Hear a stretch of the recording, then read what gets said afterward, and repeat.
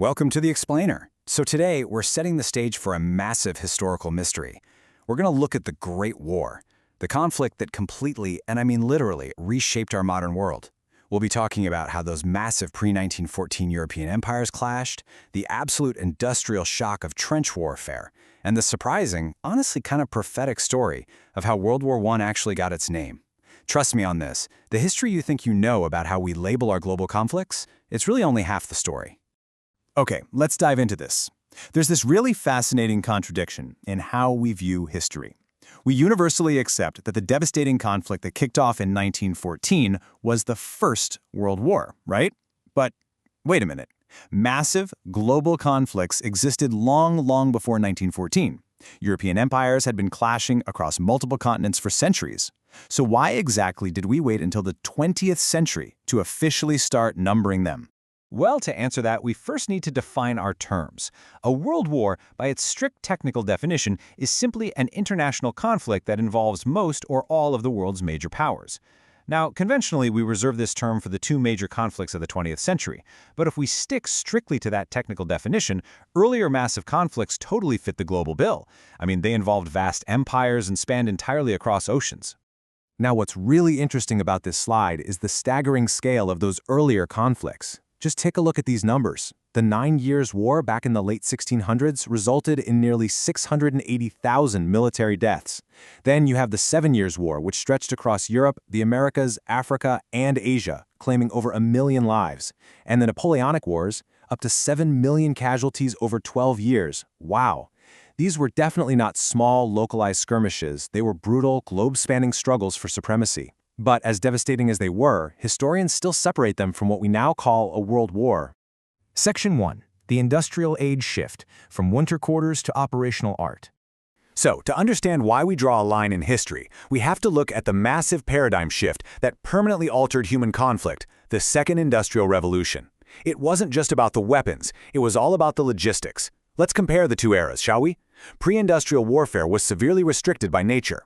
The campaign season typically lasted only from May through October. And why? Because armies relied entirely on horses and draft animals, and there simply wasn't enough fodder in the winter to keep them alive. Armies literally had to retreat into winter quarters. But industrial warfare changed absolutely everything. With the invention of railroads, mass production, and the ability to synthesize resources, armies could be supplied continuously. Weather and seasons just didn't stop the fighting anymore. War became this relentless, year-round machine, a concept known as continuous operational art. And this brilliantly illustrates that old reality. This quote from the famous writer Daniel Defoe, written way back in 1697, perfectly captures the essence of positional pre-industrial war. He noted how armies would spend months just maneuvering around fortresses, dodging each other, guarding supply routes, and observing the enemy, before just marching back home for the winter. They simply lacked the technological capability to sustain continuous, unyielding combat. The limits of nature were quite literally the limits of war. Section 2. The 1914 explosion, a global domino effect. Right. So by the time we reached the early 20th century, the conditions for an unprecedented explosion were perfectly set. The Second Industrial Revolution allowed for the mass production of military hardware on a scale that had never been seen before. And when diplomacy utterly failed, opposing military alliances turned Europe into an absolute powder keg. Because these major powers held vast overseas colonial empires, a domino effect was practically guaranteed. So a single spark, an assassination in Sarajevo, didn't just start a local war. No, it triggered the mobilization of a staggering 70 million personnel worldwide, dragging the entire colonized globe right into continuous, industrialized combat. And the result of all that? A level of devastation that the human mind could barely even comprehend. While total casualty estimates range wildly depending on how you account for disease and civilian collapse, sometimes reaching up to 65 million, the brutal shock of new technologies and trench warfare directly resulted in a devastating loss of roughly 20 million lives. It's just horrific. And it wasn't only human life that was destroyed. This immense industrial shock completely wiped 4 massive empires off the map: the German, Austro-Hungarian, Russian, and Ottoman empires. Just gone. Section 3. Naming the First World War. Which brings us to a really fascinating linguistic puzzle. I mean, how do you even name an event that completely breaks the boundaries of human history? A common misconception is that everyone just called it the Great War until World War II happened. But if we track the etymology on this timeline, we see that the phrase World War actually existed conceptually long before 1914. It popped up in a Scottish newspaper in 1848, and even Karl Marx used it to describe a theoretical clash of great powers. But it was during the 1914 conflict that the name truly solidified. By September of 1918, a very specific conversation occurred that would cement the numbering of the war.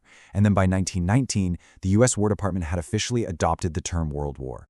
So the crucial point is that people recognize the unprecedented nature of this conflict almost instantly. Just look at this quote from the German biologist and philosopher Ernst Haeckel.